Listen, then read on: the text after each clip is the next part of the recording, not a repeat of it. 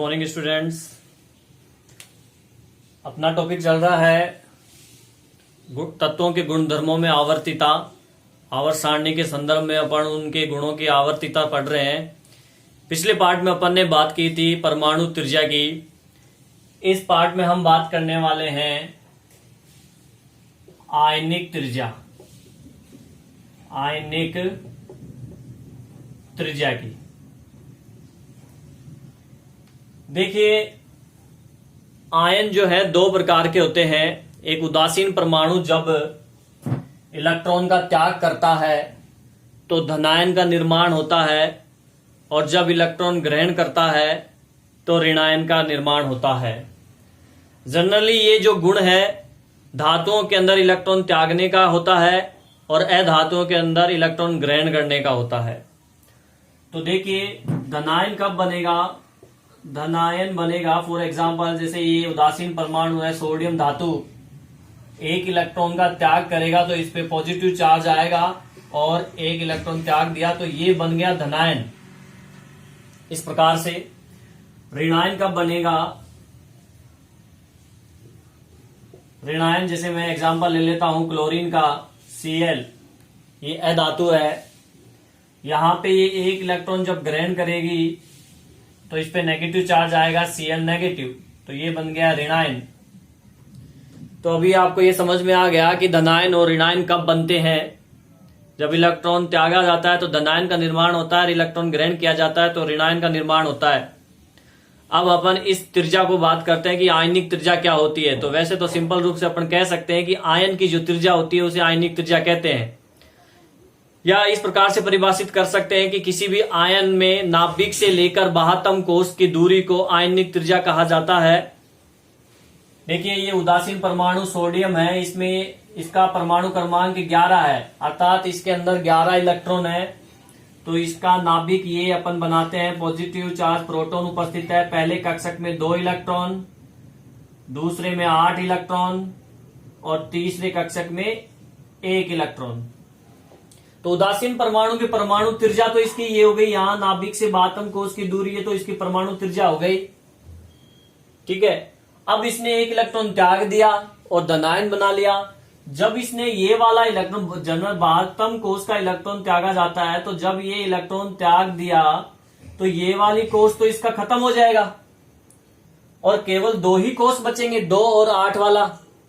अर्थात ये बन जाएगा इसका नाभिक, पहली कक्षक में 2 इलेक्ट्रॉन और दूसरी में 8, और चूंकि 1 इलेक्ट्रॉन इसने त्याग दिया तो ये वाला कोश इसका खत्म हो गया। तो अब इसकी आयनिक त्रिज्या क्या हो गई? इस नाभिक से इस बाह्यतम कोश की दूरी ये हो गई, जिसको RI से आप शो कर सकते हो। R यानी रेडियस, I यानी आयनिक, तो आयनिक रेडियस इसकी ये हो गई। ठीक है। तो एक चीज तो समझ में आ गई कि आपको आयन की त्रिज्या क्या होती है, नाभिक से बाह्यतम कोश की दूरी, परिभाषा तो वही है। ठीक है ना। पर आपने नोटिस किया होगा कि उदासीन परमाणु जब इलेक्ट्रॉन त्याग के धनायन बनाता है तो उसकी धनायन बनने के बाद में उसकी आयनिक त्रिज्या जो है वो उदासीन परमाणु के कंपैरिजन में क्या है, कम हो जाती है। ठीक है ना, क्योंकि एक कोश खत्म हो गया और इलेक्ट्रॉन की संख्या भी कम हो गई, जिसके कारण से प्रभावी नाभिक के आकर्षण बल क्या हो गया, और ज्यादा मजबूत हो गया और आकार छोटा हो गया। तो धनायन का आकार अपने जनक परमाणु से हमेशा क्या होता है, छोटा होता है। अगर ऋणायन की हम बात करें तो ऋणायन में देखो, क्लोरीन लिया है, इसका परमाणु क्रमांक 17 है, इसमें इलेक्ट्रॉन भी कितने हैं, 17 है। तो ये इसका नाभिक है, पहली कक्षक में 2 इलेक्ट्रॉन, दूसरी में 8 इलेक्ट्रॉन और तीसरी में 7 इलेक्ट्रॉन, 17 हो गए। अब इस उदासीन परमाणु, ये क्लोरीन का उदासीन परमाणु है, ये सोडियम का उदासीन परमाणु था, और ये सोडियम का धनायन। अब इस उदासीन परमाणु की त्रिज्या की बात करें तो ये परमाणु त्रिज्या इसकी ये हो गई, नाभिक से बाह्यतम कोश की दूरी। अब इसने 1 इलेक्ट्रॉन ग्रहण किया, अर्थात ये जो इलेक्ट्रॉन आया वो इसी कक्षक में आएगा, क्योंकि इसमें मैक्सिमम 8 तक भर सकते हैं, 7 है, 1 इलेक्ट्रॉन और आ जाएगा यहाँ पे तो 8 हो जाएगा। तो ये बन जाएगा क्या, नाभिक पहले कक्षक में 2 इलेक्ट्रॉन, दूसरी में 8 और तीसरी में भी 8। अब आप देख सकते हो यहाँ पे नंबर ऑफ प्रोटॉन तो कितने हैं 17 और नंबर ऑफ इलेक्ट्रॉन कितने हैं यहाँ पे 17। जब इसने एक इलेक्ट्रॉन ग्रहण किया तो यहाँ पे नंबर ऑफ प्रोटॉन तो उतने ही हैं 17, इसमें तो कोई परिवर्तन नहीं हुआ।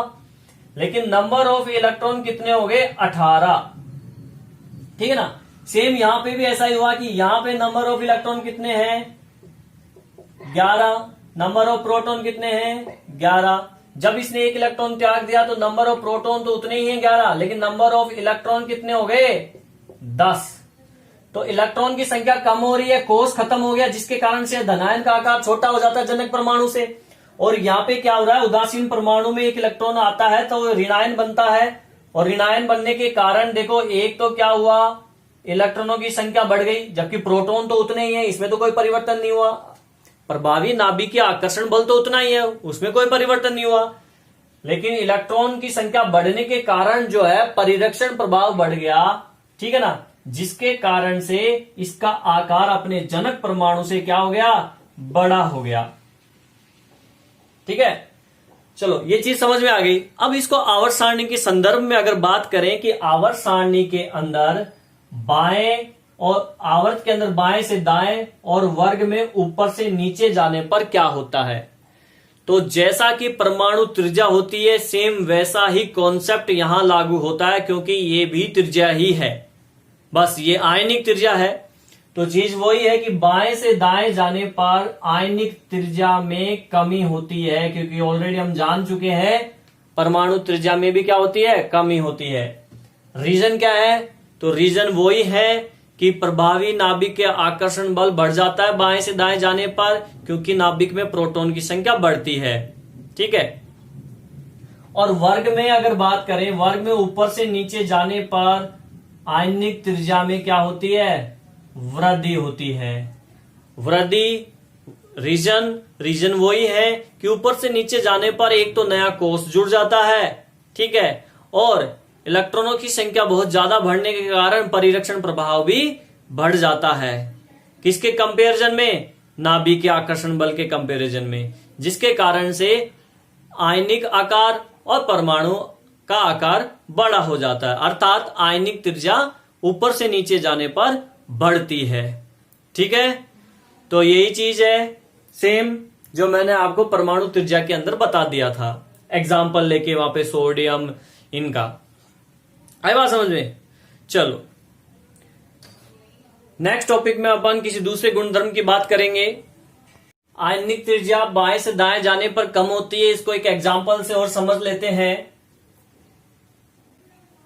यहां पे हमने बात की थी सोडियम की, और हम इसका कंपैरिजन कर रहे हैं नेक्स्ट जो होता है इसके बाद में मैग्नीशियम आता है आवर्त में बाएं से दाएं जाने पर। ये 11 नंबर पे है, ये 12 नंबर पे है, अर्थात इसमें प्रोटॉनों की संख्या 11 है, इसमें भी प्रोटॉनों की संख्या 12 है, और इसमें इलेक्ट्रॉनों की संख्या 11 है, इसमें इलेक्ट्रॉनों की संख्या 12 है।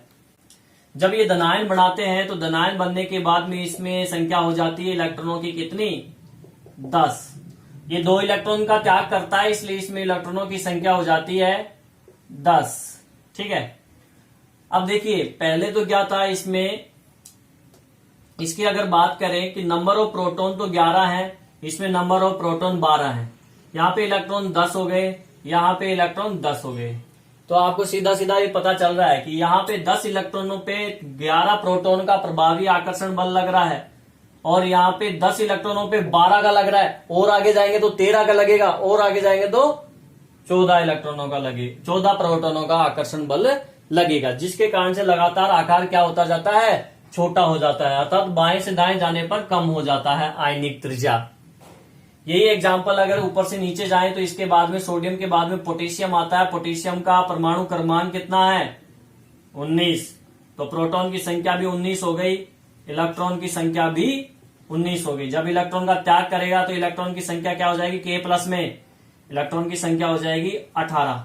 अब 18 पे कितना प्रोटॉन लग रहा है, 19 प्रोटॉन का नाभिकीय आकर्षण बल लग रहा है, ठीक है ना। और एक कोष जो बड़ा था वो भी खत्म हो गया, क्योंकि पहले देखो यहाँ पे ये था उदासीन परमाणु का, ये था 2 8 8 और ये हो गया 10 18 19। जबकि इलेक्ट्रॉन त्यागने के बाद में इसका जो कक्षक होगा, कोष होगा, 2 इलेक्ट्रॉनिक विन्यास 2 8 8, ये एक कोष खत्म हो गया। ठीक है ना, तो उससे पता चल रहा है हमें आकार क्या हो गया, छोटा, क्योंकि अब 3 ही कोष आएंगे। पहले कितने कोष थे, 4, 1 2 3 4, तो आकार क्या था, बड़ा, अब क्या है, छोटा। ठीक है ना, तो जनक परमाणु से तो छोटा हो गया, पर अगर ऊपर से नीचे जाएं, सोडियम की इसकी कंपेयर, ऊपर से नीचे जाएंगे क्योंकि दोनों एक ही वर्ग के सदस्य हैं, यहाँ सोडियम है तो यहाँ पे पोटेशियम है। ठीक है ना, तो दोनों का जब अपन क्या करते हैं, कंपेरिजन करते हैं, तो यहाँ पे ये आकार जो है परमाणु त्रिज्या का, इसका आकार बहुत छोटा हो जाता है। देखो यहाँ पे हो जाएगा, इस Na+ का आकार क्या हो जाएगा, 2 कोष आएंगे, 2 8। ठीक है, जबकि पोटेशियम का K+ का क्या होगा, 2, यहाँ पे देखा था अपन ने 2 8 8, तो यहाँ पे तो केवल 2 ही कोष है, यहाँ पे कितने कोष है, 1 2 3। तो देखो ऊपर से नीचे जाने पर क्या हो रहा है, आकार बढ़ रहा है, यानी वृद्धि हो रही है। ठीक है, तो इस प्रकार से जो है ऊपर से नीचे जाने पर आकार में वृद्धि हो रही है। किसके, यानी यूं कह सकते हैं कि आयनिक त्रिज्या में वृद्धि होती है ऊपर से नीचे जाने पर वर्ग में, और बाएं से दाएं जाने पर आयनिक त्रिज्या में कमी होती है।